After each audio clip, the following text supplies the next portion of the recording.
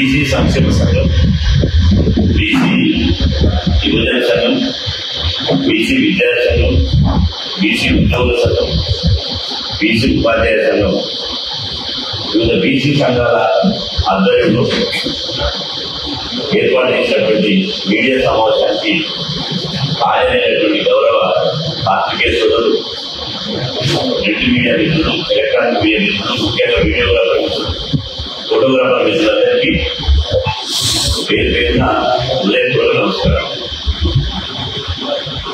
ఈరోజు రాష్ట్రంలో రాష్ట్ర రాజకీయాలు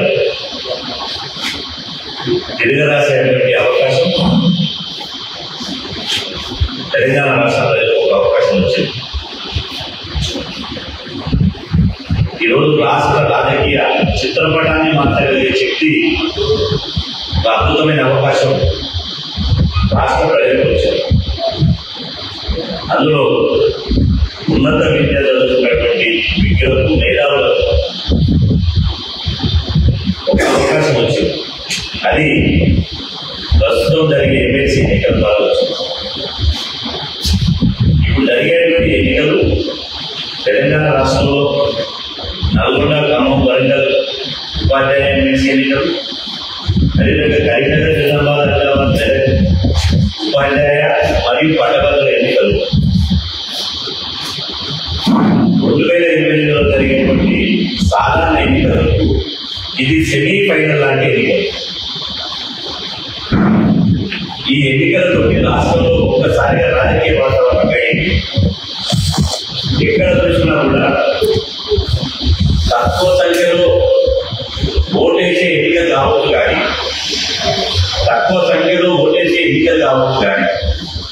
రాష్ట్ర రాజకీయాలను తారుమారు చేసినటువంటి ఎన్నికలు,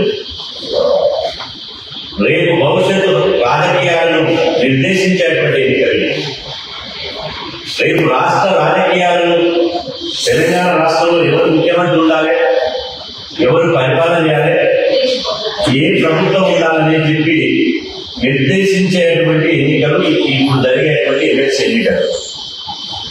ఇట్లాంటి క్రియాశీలకమైనటువంటి ఎన్నికల్లో మేధావులుగా, అదేవిధంగా పట్టభద్రులుగా విజ్ఞతతో ఆలోచించి సరైనటువంటి నిర్ణయం తీసుకోవాల్సినటువంటి అవసరం ఇలా రాష్ట్రంలో వచ్చింది. ఈరోజు అన్ని రాజకీయ పార్టీలు అగ్రకులాగా పాట పాడుతున్నాయి. గెలుపు గుర్రాల పేరుతోటి ఓన్లీ 2-3% అయినటువంటి సామాజిక వర్గాలను ప్రకటిస్తూ డబ్బు సంచులు లేవు, అదేవిధంగా ఈ ఎన్నికల్లో డబ్బులు ఖర్చు పెట్టలేరు అని చెప్పి బీసీలకు టికెట్ ఇవ్వకుండా నిరాకరిస్తున్నారు. ఎక్కడైతే నిరాకరిస్తున్నారో తెలంగాణలో 100% మాకు నమ్మకం ఉంది, విశ్వాసం ఉంది. ఎక్కడైతే అణచివేత ఉంటుందో, ఎక్కడైతే అవమానం ఉంటుందో, ఎక్కడైతే వివక్షత ఉంటుందో అక్కడనే తిరుగుబాటు ఉంటుంది. ఆ తిరుగుబాటును చూపించవలసినటువంటి సందర్భం ఎమ్మెల్సీ ఎన్నికల ద్వారా ఏర్పడ్డది. ఈరోజు 60% ఉన్న బీసీలను మీరు ఐక్యంగా లేరు, మీరు ఓటు చైతన్యంగా లేరు, మీ బాధను మీరు గెలిపించుకోలేరు. కాబట్టి వ్యాపారస్తులకు, కార్పొరేట్ అధినేతలకు, అదేవిధంగా డబ్బులోకి ఆధిపత్యం చేస్తున్నది మాత్రమే టికెట్ ఇస్తామని చెప్పి రాజకీయ పార్టీలు ఇలా ఆలోచిస్తుంది. నేను అంటున్నా, రాష్ట్రంలో అగ్రకులాలను గెలిపేయడం వల్ల రాష్ట్రంలో ఏమన్నా ప్రయోజనం ఉన్నదా? వాళ్ళు ప్రశ్నించే గొంతుల పట్టభద్రుల నుంచి ప్రశ్నిస్తారా, లేదా ఉపాధ్యాయ సమాజం నుంచి ప్రశ్నిస్తారా? వాళ్ళు ప్రశ్నించే గొంతులు కావు. వాళ్ళని గెలిపిస్తే రాష్ట్ర సచివాలయంలో ఫైనల్ చేసేటువంటి గొంతులు. వాళ్ళ రాజకీయంగా వాళ్ళ వ్యాపారాలను కాపాడుకునేటువంటి గొంతులు. కాబట్టి ఈ పైరవికారుల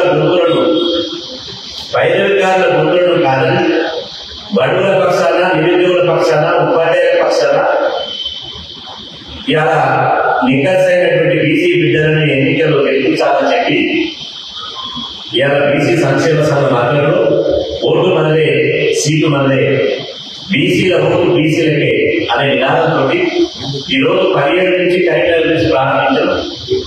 17 నుంచి 26వ తేదీ వరకు 9 రోజుల పాటు ఈ స్థానిక ఈ ఎమ్మెల్సీ ఎన్నికలు జరిగేటువంటి ఈ ఉమ్మడి జిల్లాలలో సభలు, సమావేశాలు, సెమినార్లు, అదేవిధంగా ఎన్నికల ప్రచారాన్ని నిర్వహిస్తూ బీసీ బిడ్డలను గెలిపించుకోవడానికి ఒక చారిత్రాత్మకమైనటువంటి అవసరాన్ని విప్పి చెప్పాలనే ఉద్దేశంతో కరీంనగర్ రావడం జరిగింది.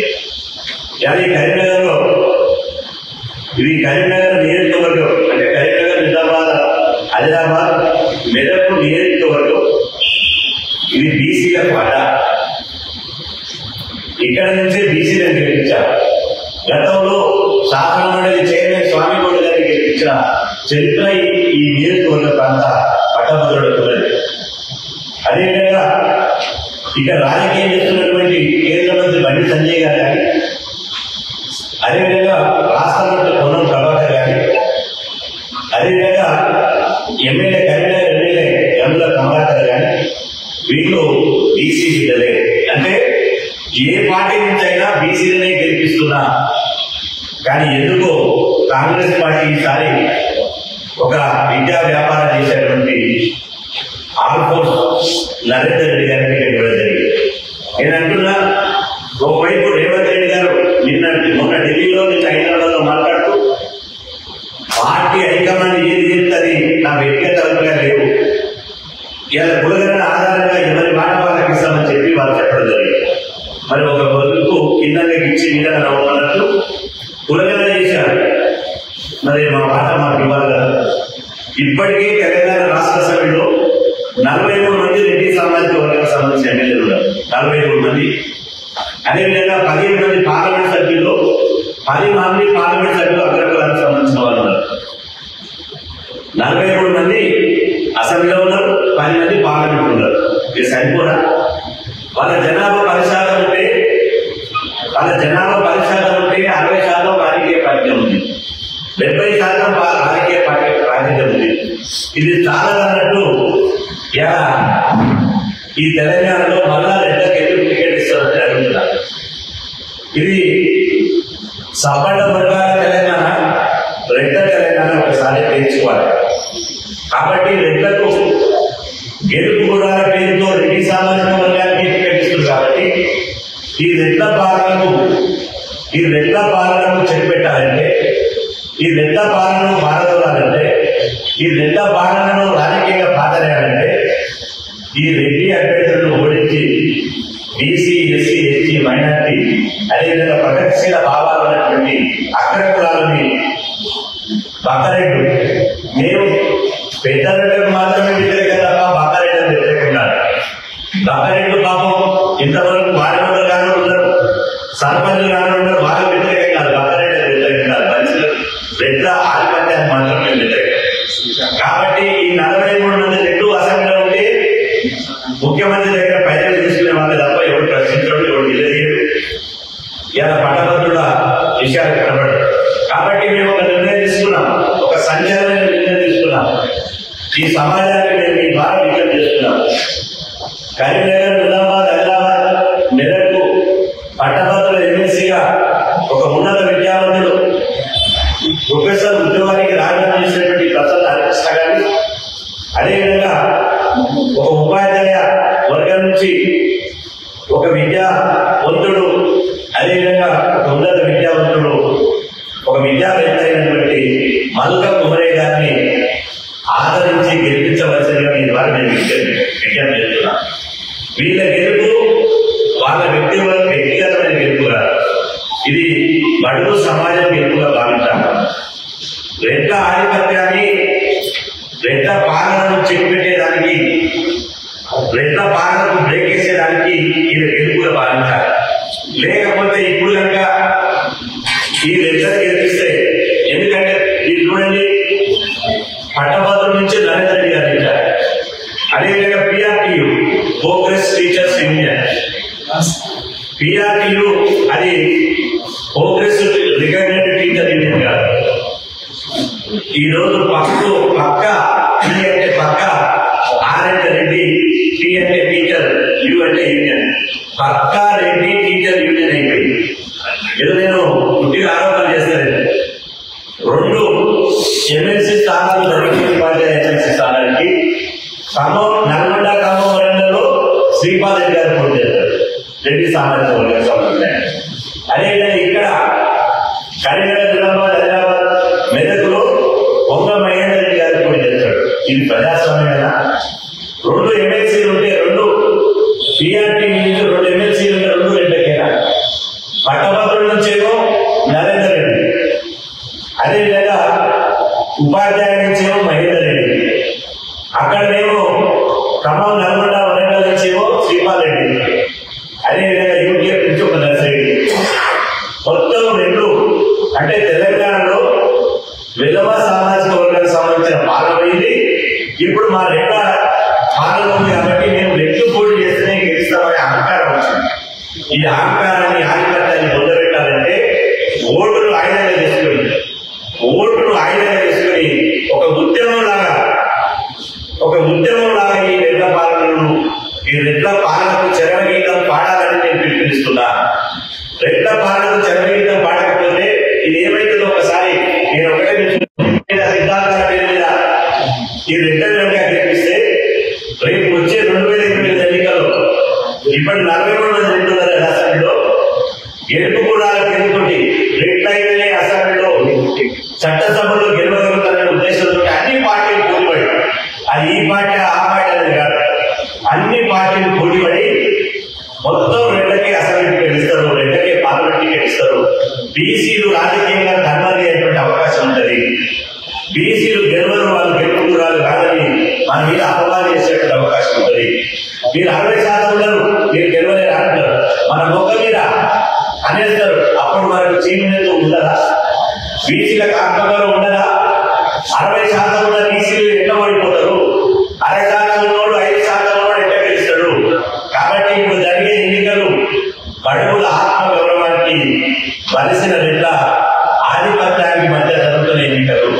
ఇది వ్యక్తుల మధ్య జరుగుతున్న ఎన్నికలు కాదు. అట్లా చూడొద్దు దయచేసి. బడుగుల ఆత్మగౌరవానికి